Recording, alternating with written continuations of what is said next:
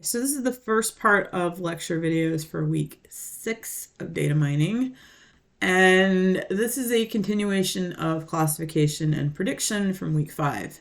Except in week 5, we never actually looked at methods except for the logistic method. So this week we're going to look at 2 specific classification methods. There's a ton of classification methods, but these are sort of the most common. And then we're going to look at a sort of in-depth study of how to compare and evaluate the best model. So the first specific method we're going to look at is called decision trees. Now, decision trees are also called classification trees. And literally what happens in a decision tree is you take all of the data and you split it, not necessarily evenly, but like there's one criteria that kind of like creates a split. And then you take what's remaining after the split and you split it again and you split it again and you sort of tree it down, which is why it's called a decision tree. Okay. And the advantage of a decision tree is that you don't have to normalize or fiddle with the data too much. Not that it's that hard, but you don't have to. It does not depend on distance metrics. The next method actually will. They can be relatively easy to interpret because they literally produce a visual tree with the decision criteria on the tree. And the other thing that's a huge advantage of decision trees, because you don't have to normalize or deal with calculating metrics, you can use a decision tree on any kind of data, including categorical data that you don't have any computations on. So that is a huge advantage of this because you cannot use categorical data for things that require metrics because you can't calculate a metric on categorical data for the most part. Okay. The disadvantage of decision tree is computation time, and that the way that the decisions are made actually depends on some calculations that like they don't really happen in other things. So they're sort of like these proprietary ways of doing a decision tree. The computation time issue, again, I don't know if that's as much of a problem anymore. But yeah. Okay, so what exactly does a decision tree do? A decision tree, again, follows an iterative decision, meaning you split the data, and then you have like one group and the other group, and then you have a group to split again, and then you just keep splitting until there's realistically like no determination. You split while there's like a distinct reason to split, and then once there's no like further distinct reasons to split the data, you stop splitting it. Okay. So the first split of the data, what it will do is the algorithm will work in such a way that like you enter your prediction variables x1, x2, x3, whatever, and the algorithm basically decides like which variable has the best split, and then it will split on criteria for that variable. So like if it's age as data, it might split on an age group, and then it will split the data based on age greater than this and age less than this, and that would be the first split. Each split is only based on one variable, as far as I know. But so if you enter 3 predicted variables, it's possible that all 3 will be used at 3 different splits. It's possible the same variable will be used by like one split based on age greater than or equal to 18, and the next split based on like over 65, under 65. So it can actually use the same variables for multiple splits depending on what like the optimal way to split the data is. So it is a little bit kind of like, it's not voodoo. There are metrics behind it, but it isn't like a statistical modeling where you throw in the 3 variables and the algorithm considers all 3 variables, and you can actually leave all the variables in if you want to, which you don't have to because it doesn't make any sense to in most cases. But so it's sort of like you throw in the variables and the algorithm determines how to split based on the variables that are the best. So the first split determines, and the splits have to be mutually exclusive. In other words, you have to be like less than 10 and greater than equal to 10. There's no overlap because when you're splitting, you want 2 categories, not like some in-between kind of thing. Okay. And it splits and splits and splits until it meets the stopping criteria, which basically there's no real reason to split anymore because there's nothing to determine like 2 groups anymore. Okay. Literally, it's a tree. Okay.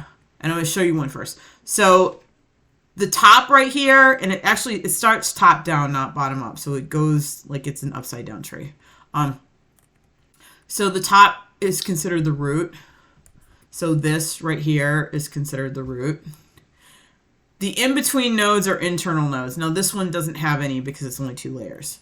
The bottom nodes are called leaves, and these have no children. So when you split here, these are like the children of this, but so the top, and then you have the leaves. There are no internal nodes in this one. This one does have internal nodes. So the top is here, and then the first split, this would be considered an internal node, and then these are like the leaves on the bottom. So that's the terminology of like where you are in the tree. Yeah. So here's my first example, and yes, I made these all myself. This is just age and whether or not somebody's considered a senior citizen. Now, senior citizen already has criteria technically, but based on this data, and Orange puts these little metrics in here. You may or may not have these. So there's 8 values here, which is not a big data set. I mean, these are just for illustrations. You don't want to go like too wacky and like, I'm not going to give you like super big trees as examples. So, there's only one variable to split on, and that's age. So the category here is senior citizen because we need a label category when we're classifying. This is a classification algorithm. And the only thing to split on is age, so that's kind of like pretty obvious. And so the data is actually already sorted. You can actually see the split here. So these are senior citizens and these are not. And what the tree is indicating is that it's splitting on age. It's actually writing the variable down here. This little pie chart here is like indicating like the percent that are like N's and yeses. So like 5 out of 8 are not senior citizens, and that's what this is doing. I don't know if you can turn, you don't really need this, but it's just like, that's what it's doing.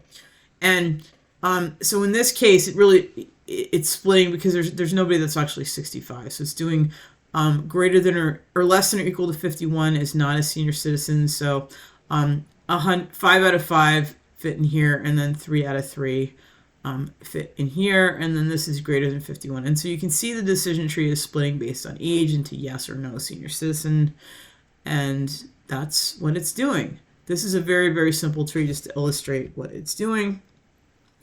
Yeah. By the way, also, it wouldn't happen in this case because you get the same one. When it does these trees, it's doing them, especially when you do test and train, you can actually get a different tree if you rerun it because it's doing it based on randomly. When you test and train, you're doing like a random set of train and test. So you can get like different ones selected for the training and test each time you run it. So you can actually get slightly different trees for the same data if you're running it that way. Anyways. So here's another example of, again, I think I just used the same age, but then I literally made these up totally like almost at random, whether or not they have a dog and whether or not they drive a car. So this data here now has 3 variables, 2 of which are categorical and 1 of which is quantitative. But in this case, because with decision trees we can throw in any kind of variable, I used drives car as the label output, and I used age and has dog as inputs. Okay, so it's starting at the top with age because age is the biggest like split. So the first split is splitting on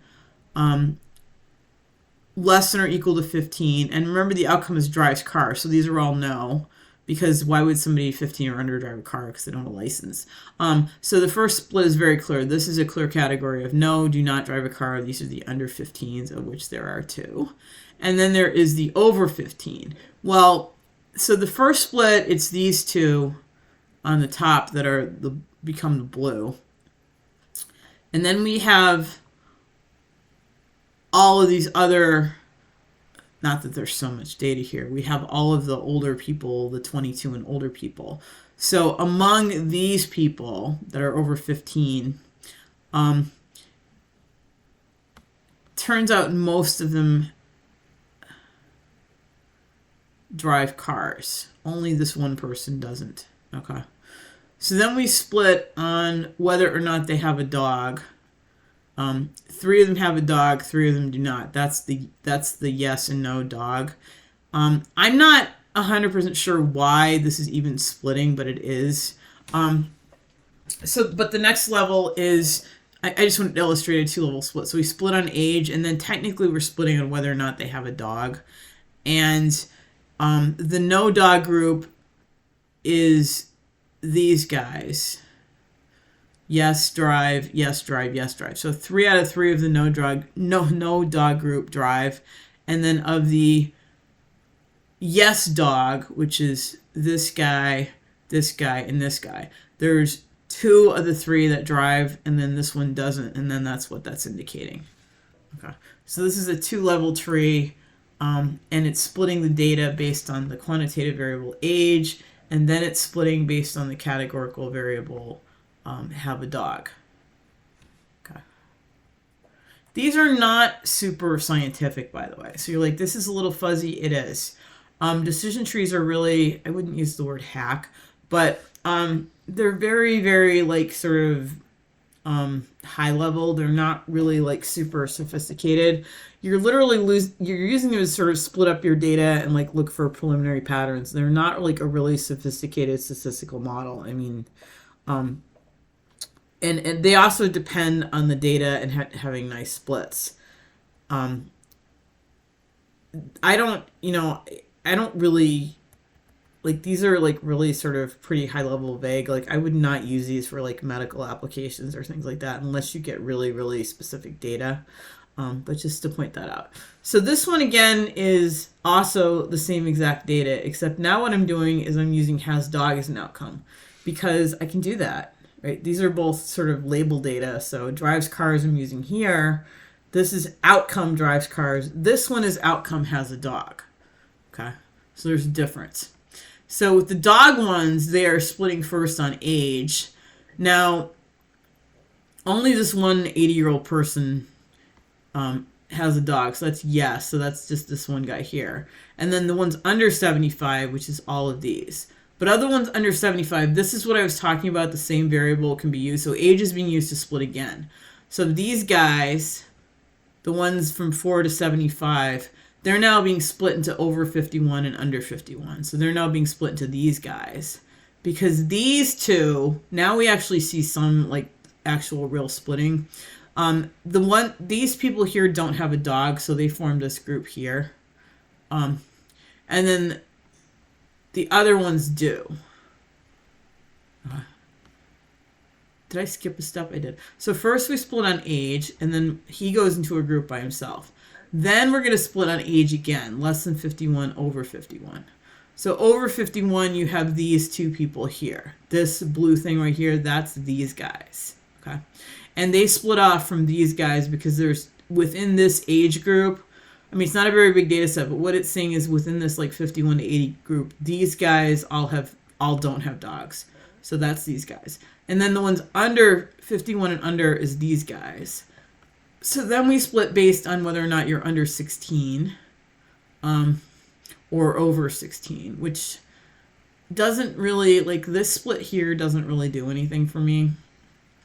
This split does because it makes sense that these guys would be in a nice distinct category. So I don't quite know like exactly what that's doing, but it works.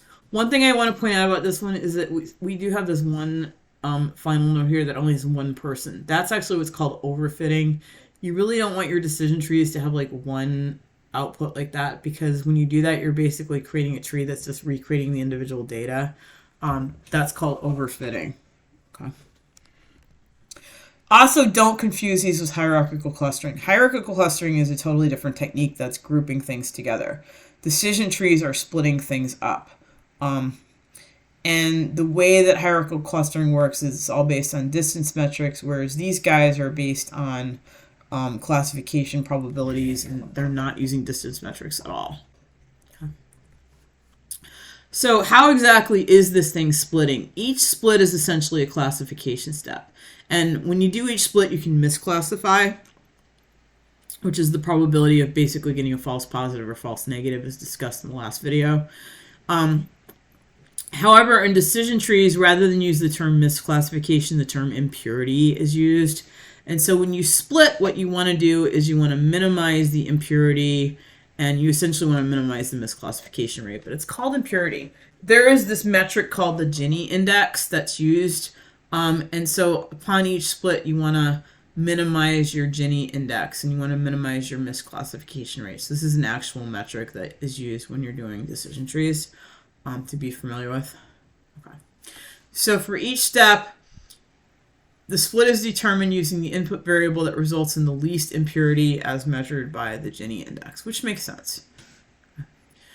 Note again, the same variable can be used in more than one stage. We see that here.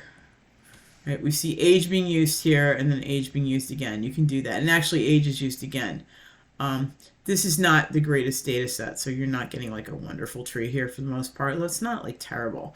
But these are not, I mean, you're doing something that's pretty exploratory. So I've run some decision trees and got like just crazy output. You're not necessarily going to get something beautiful with these. I think from my experience that clustering, well, clustering is unsupervised, whereas this is supervised, so there is a difference. But they're very exploratory. Don't get the idea that this is like really, really sophisticated science. You don't want to start using these to classify like, you know, disease outcomes or something. You want to be careful with what you use these for, but they're exploratory. Okay. So decision trees, don't confuse them with hierarchical clustering. Impurity is what we call misclassification. It's the same thing. So how would you determine whether your tree is good or not?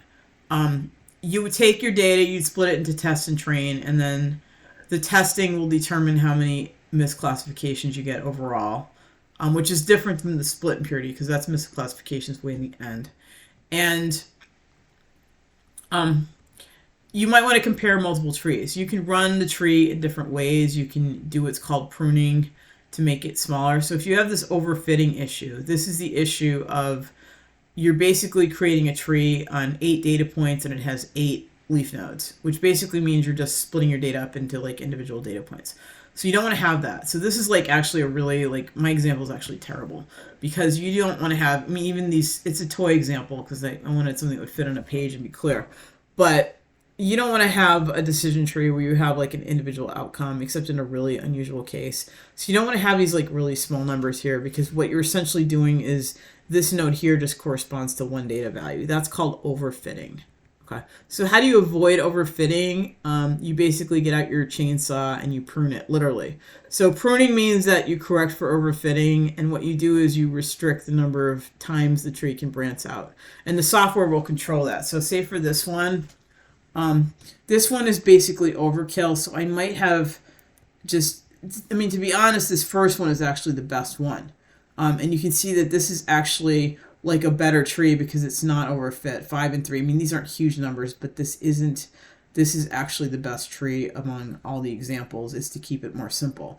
When I try to like actually create some more levels, I'm not doing any good. I'm just kind of like creating a mess basically.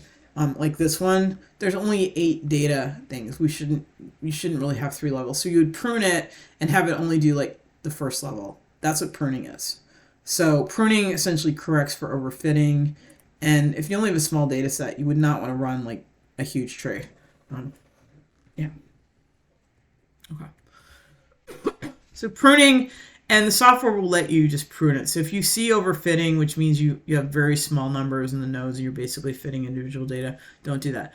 Pruning simply means removing the bottom branches. Okay, and then you specify in the split that the other thing is you specify that there must be a minimum of n for each of the 2 groups. So in other words, when I go here, I would have specified that there have to be like at least 3 in each group. I would not have let the software do that. And you can control that when you run the algorithm. Okay. And then you can do multiple decision trees. So you could do them like, and you can run as many classification models as you want, but you could run a decision tree with like different levels and prune at different levels. And then maybe like pruning helps you get less misclassification. And so you would look at the confusion matrix, which is your misclassification rate matrix that we're going to do a lot of looking at after we do the specific models, and look at how accurate your models are. Okay. So that's decision trees. They're kind of cute. They are like a great way to sort of like do this sort of visual analysis of how the data might split up, but this is not like high level medicine stuff. This is really very exploratory, which actually is the point to data mining. It's very exploratory. You're looking for patterns. You're looking for places your data might split up based on that classification label output variable that you use. You have to have that. So this is not like clustering that you don't use a labeled output. Okay, so I'm gonna, or am I? Let me see how far I am in terms of time. I don't like to go more than 30 minutes for one video. 19. I'm going to stop and do an individual. Yeah, I'm going to stop because I don't want to cover 2 topics in one video. So I'm going to stop. This is actually going to be 3 videos this week. So I'm going to stop this one now, and then that's the decision trees.